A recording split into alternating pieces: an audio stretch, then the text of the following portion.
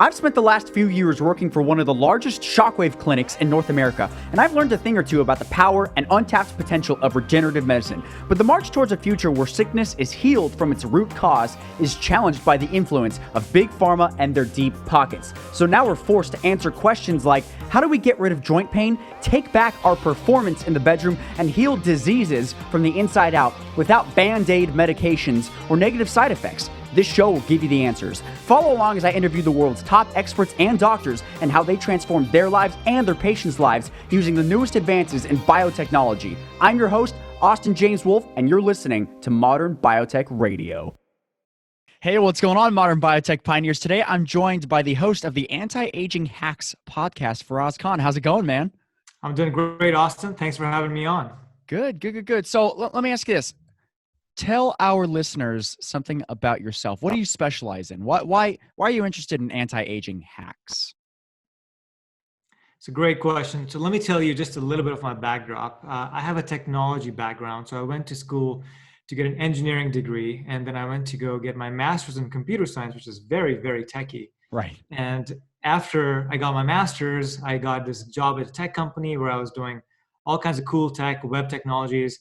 And somehow I got into consulting, which allowed me to go to a lot of different companies and kind of see how they run their business, what types of businesses they're in, what they're doing right, what they're doing wrong.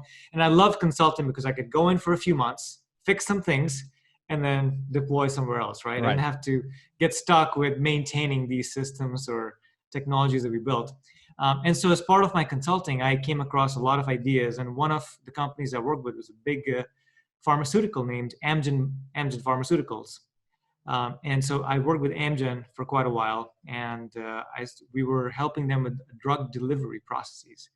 And so I got really interested in life sciences at that point.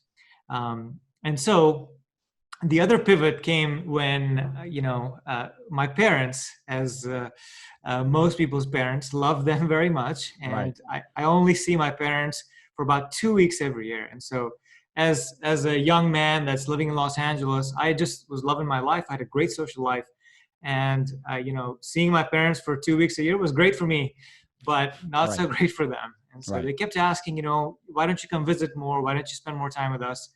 And I just wasn't really that much bothered. But what I started to notice over the years is every time I'd go visit them, I'd see more aches and more wrinkles on their face. They'd complain of more aches and pains, and they were moving slower. They had less energy. And I said, man, what am I doing? Their best years are going past them. And so I've got to kind of figure out a way, because externally, I wanted them to stay young so we could keep pushing the things that we should do as a family together, right? So I could go do the things that I wanted to do. Yeah. But internally, I started to feel guilty, and I started to feel like I need to do more. This is my prerogative. Like, I've got to go help my parents, keep them younger for a while. And so that guilt drove me into exploring, how do I slow down their aging? And so I started looking at, what's coming in the field of longevity, anti-aging. I started attending conferences and reading books and papers like a nerd. And after a few months of this, I was shocked at what I learned. I just couldn't believe what I was reading, and that there's different technologies that are going to vastly improve how long we live, but also how well we live. And I said, wow, if this is possible, then I owe it to my parents to help them with these technologies immediately.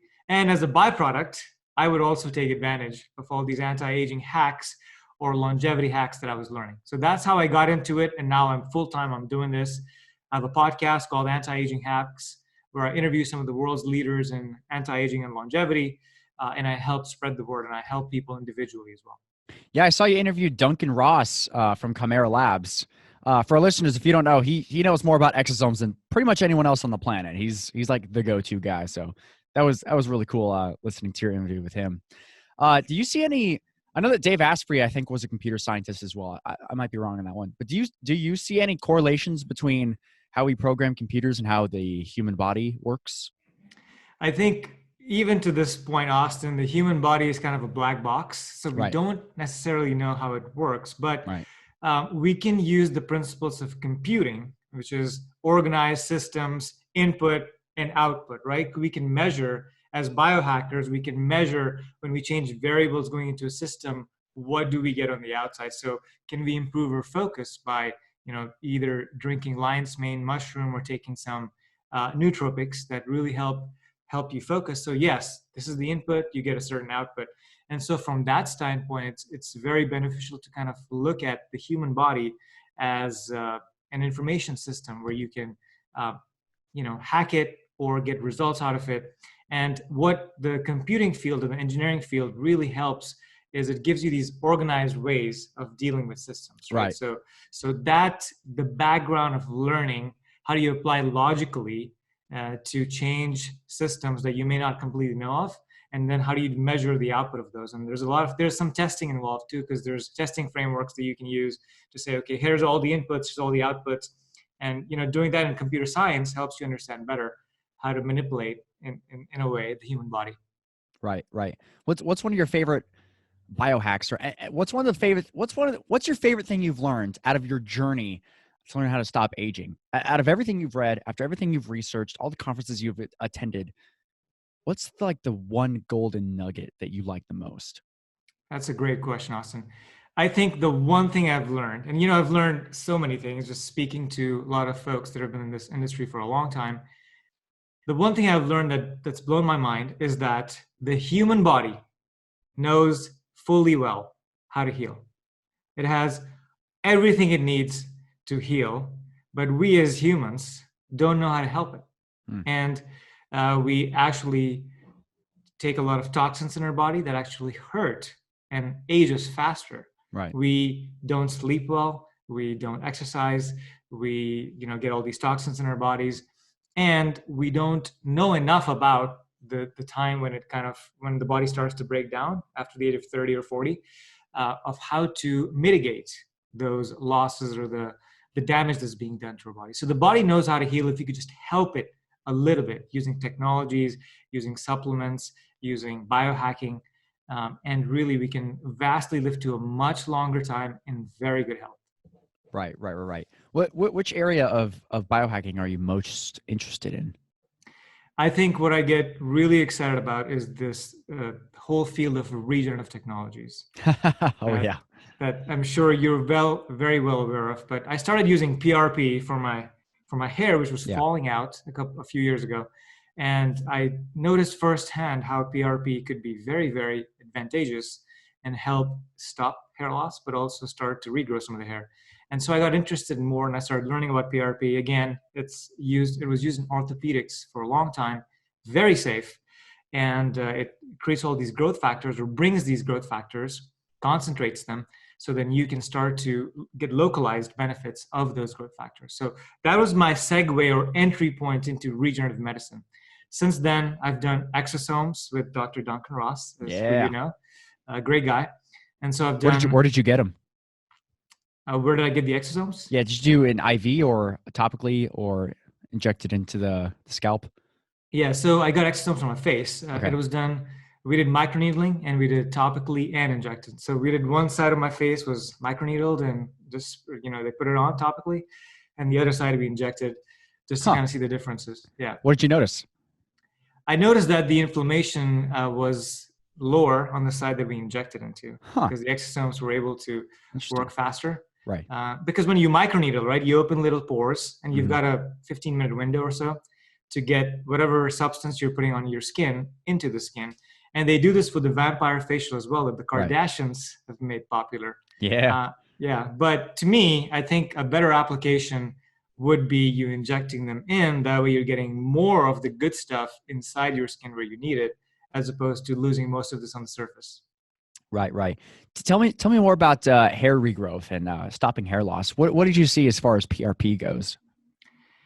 PRP. So I did two different types of PRP, which I'm good at. I'm glad I did because I learned the differences very quickly. There's the high density, well done PRP that uses the right machines, the right centrifuges, that uses a double spin process that typically involves mixing PRP with something like an A cell or a placental extract, which really improves and brings even more growth factors to bear, which create a scaffolding for your growth factors and stem cells to kind of hold on to. and Right. grow, right?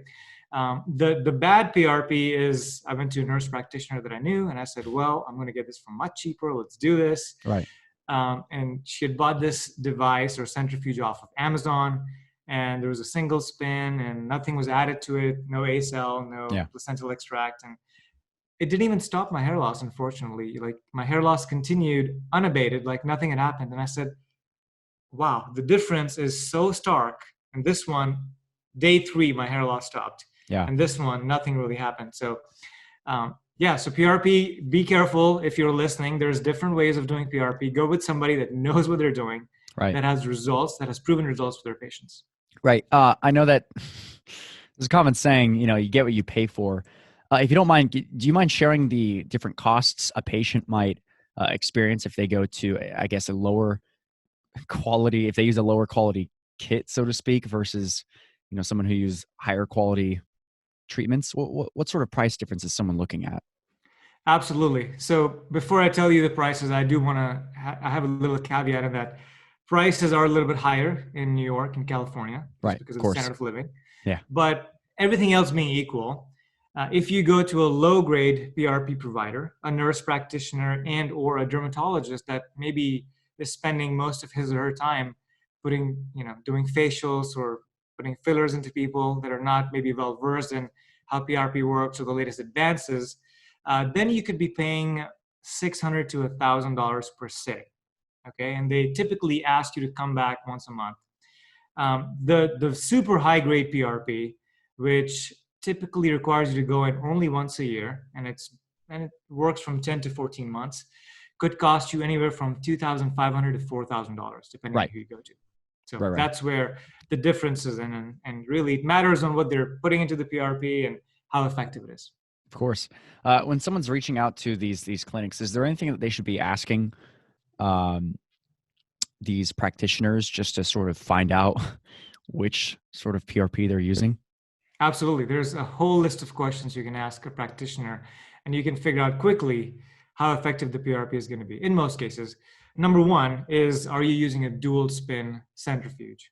That typically improves the concentration of the platelets in the plasma, so you can get a better result right off the gate. The second question I would ask is, are you mixing any kind of placental extract or A-cell into the PRP, which again provides some scaffolding to the PRP and something to hold on to, which provides a better result.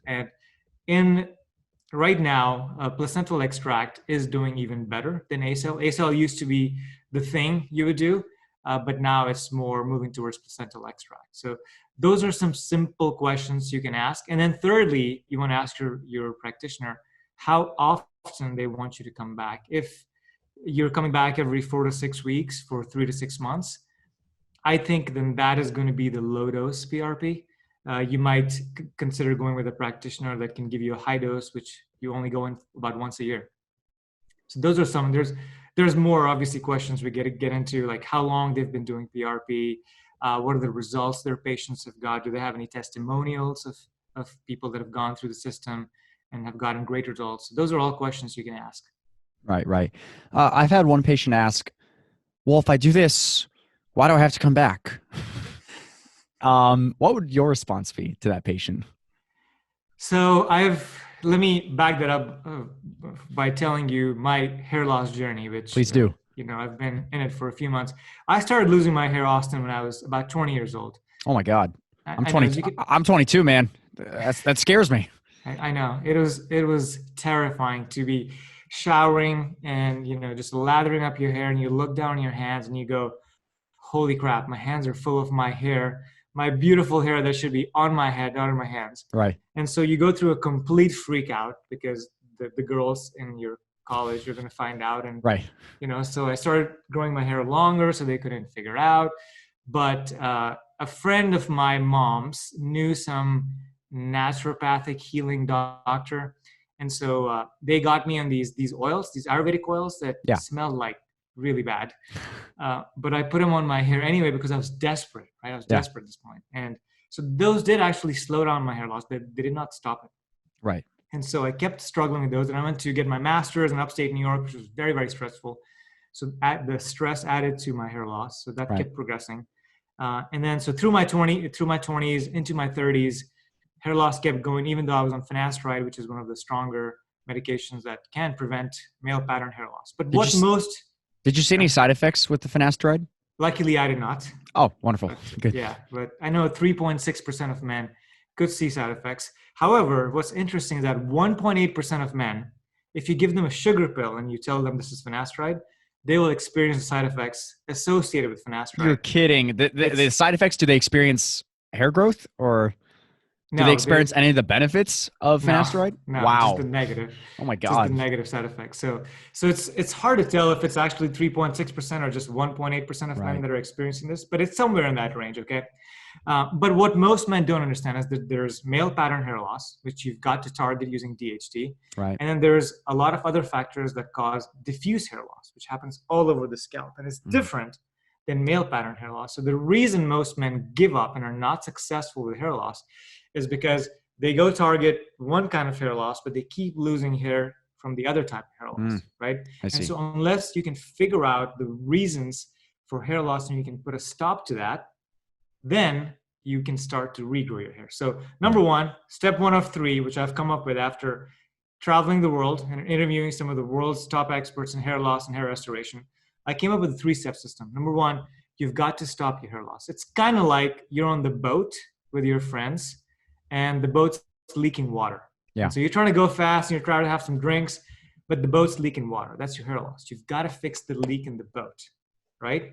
And you can put a new engine in, you can put some exosomes in, you can do PRP, you can start to do a lot of these things that grow hair, but it's not going to be completely effective until you stop the leak in your boat. So stop the leak, and then you can have 3 new engines and you can go fast. You can start to grow back a lot of hair. Right.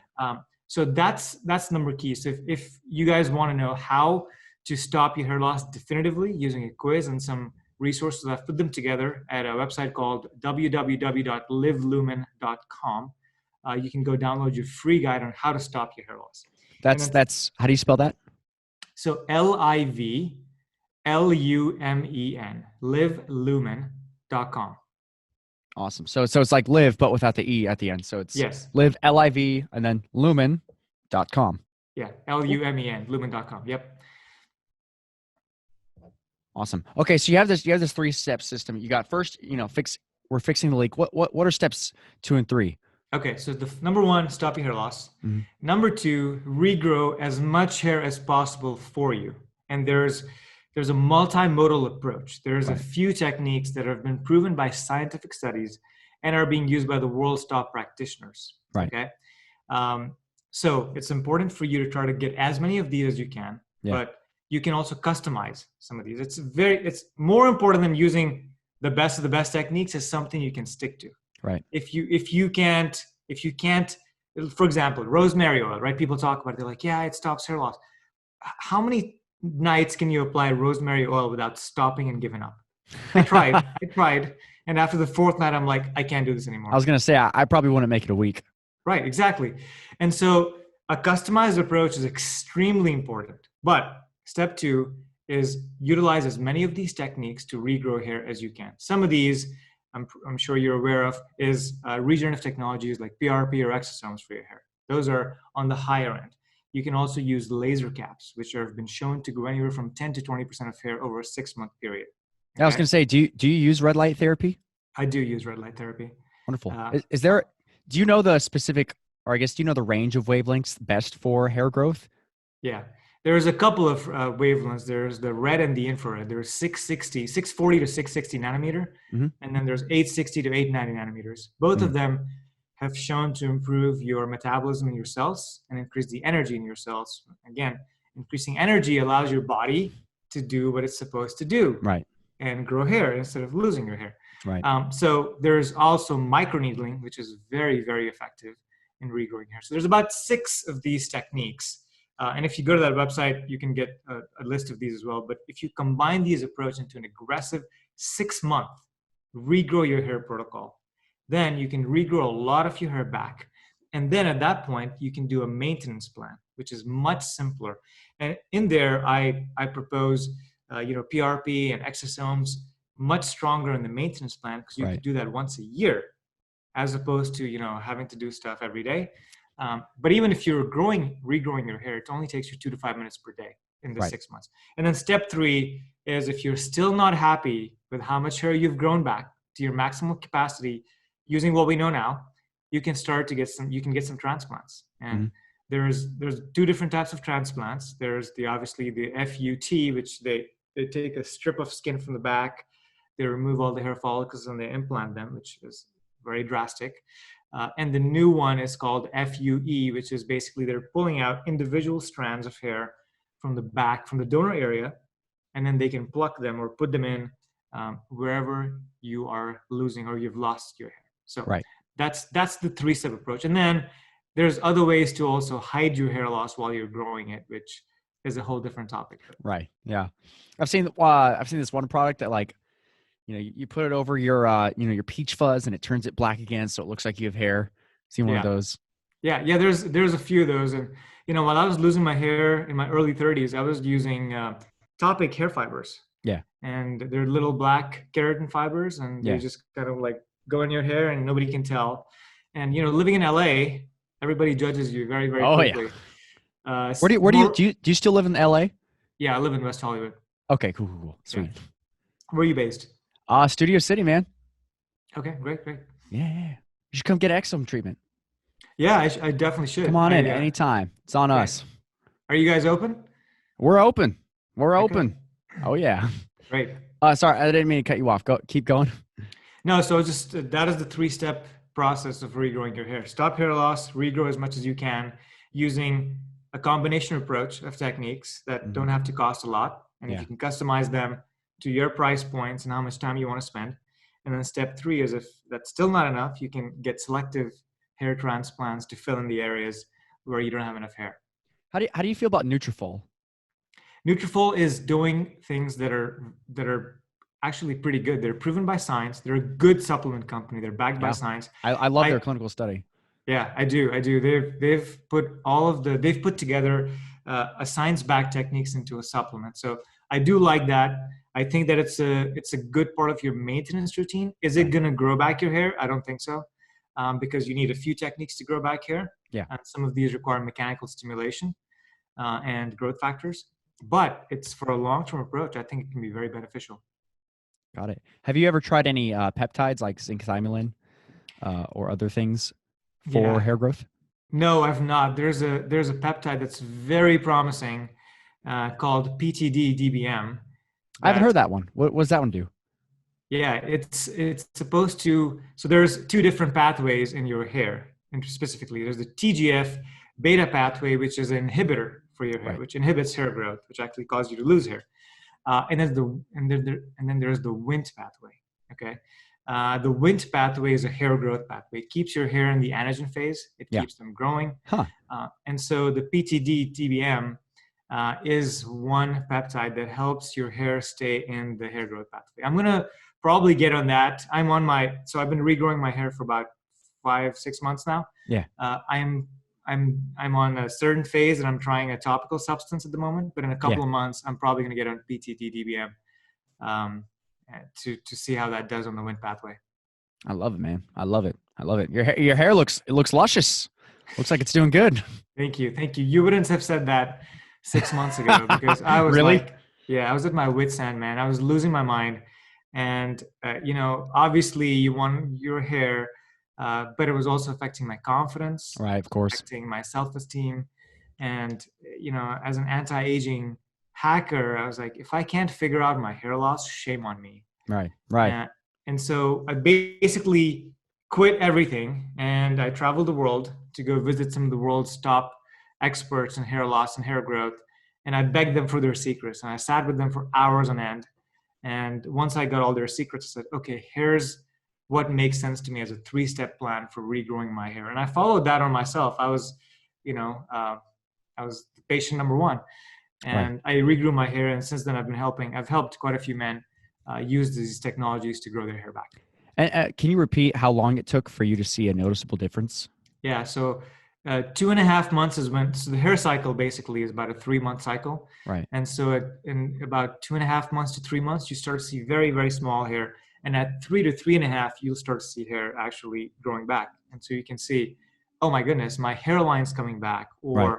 my bald spot is going away. So you can start to see those at right about 3 months. What are your thoughts on stem cells, like actual MSC stem cells for hair growth? I think that stem cells are very, very promising. I am a big proponent and fan of stem cells. In terms of specific applications for hair growth, I've heard mixed results from people, from experts that are doing this day in and day out. Right.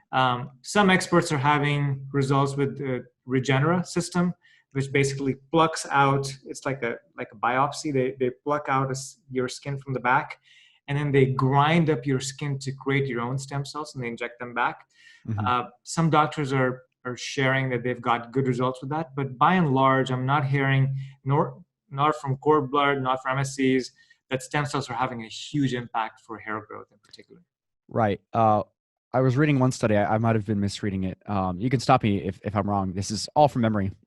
I was reading a study on exosomes for hair growth, and one of the main mechanisms behind it was the exosomes sort of turning on those DP, the dermal papilla stem cells, to have them start growing the hair again. That looked a lot more promising than just injecting straight up mesenchymal stem cells into the scalp. So I think any mechanism using the dermal papilla stem cells, will definitely work better than just injecting mesenchymal stem cells into the area. I agree. I've heard great things about exosomes for hair growth, actually. I interviewed a doctor named Dr. Dan McGrath out in Austin, Texas, and he's reporting some really good results injecting stem cells with one-to-one with a saline solution. Yeah, so it's pretty high concentration, and he's reporting hair growth in 6 weeks, which befuddles a lot of people that say that say that the hair cycle is 3 months long. So he's like, are we really sure about this? Right. So it's very interesting results. So at this point, I'm more bullish on exosomes for hair growth than stem cells. I love it. Me too. Me too, man. Well, we're wrapping up the public part of the show. But before we do, is there any other place that listeners can find out more about you, learn more about you? Yeah, so they can visit antiaginghacks.net to access my podcast and previous podcasts, and they can go to livelumen.com if they're interested in hair and hair growth, livelumen.com. Awesome, guys. And that link will be in the show notes. And if you're listening on the podcast, just look it up. Just use that search bar. Just look up anti-aging hacks, and Faraz Khan, he'll come up. All right, man. Thanks for the public interview. If you guys want to see the private interview, just go to modernbiotechradio.com. We have all the private interviews there. Thanks for joining me, man. I appreciate it. Thank you, Austin. Appreciate it. Are you a guy that wants to upgrade your sexual performance using the newest advances in biotech, but don't want anything with negative side effects? Listen up. If you've been in this space for a while, you've probably heard about low-intensity shockwave therapy, or as the FDA likes to call it, acoustic wave therapy. Over time, your blood vessels down there start to build up with microplaque. This is what drags down your performance over time and is the leading root cause of erectile dysfunction. But acoustic wave therapy has been proven in dozens of clinical trials to safely break up and remove the microplaque with no side effects other than improved blood flow in that area. It can also cause angiogenesis, which means the formation of new blood vessels. So, if you get acoustic wave therapy down there, it can help reverse the effects of aging and help you get more blood flow than ever to that area. Unfortunately, you have to take time off work, take off your pants in front of a nurse, and get this treatment once a week for 6 to 12 weeks. And you have to pay around $500 for every treatment. That's $3,000 to $6,000. Most men couldn't afford this, or didn't live near a clinic, or were even too embarrassed to get treatment. I know this because I helped run the largest shockwave clinic for sexual performance in North America. That's right. We've done more treatments per clinic than anyone else on the continent. But we wanted to help people who either couldn't afford this treatment or didn't live near a clinic like ours. So we teamed up with a brilliant inventor who found a way to turn this revolutionary treatment into a home use device called the Rocket. That's just as effective as the $40,000 devices used in clinics around the world. Now, you can get this life-changing treatment in the privacy of your own home and at a price that's finally affordable for virtually everyone. Just go to getmyrocket.com to learn more. After we made the rocket, we tested it on a force plate to make sure it had the same energy output as the $40,000 machines used in clinics like ours. It did. Then we tested it on ourselves. Once we knew it worked and was safe with no negative side effects, we ran our own clinical trials on our patients. Every man and their partners saw an improvement in his ability to perform in the bedroom. If you'd like to upgrade your performance in the bedroom, just go to getmyrocket.com to learn more. Forbes has already called the rocket a multi-billion-dollar industry disrupting device because guys don't need the blue pill after they use it. And biohackers who are looking for that extra edge don't need to pay $3,000 to $6,000 anymore. If you'd like to learn more about this revolutionary device that's now making waves in the medical community, just go to getmyrocket.com. Doctors and urologists are now even prescribing the rocket to their patients. But you don't need a doctor's permission to upgrade your sex life. Just go to getmyrocket.com to learn more.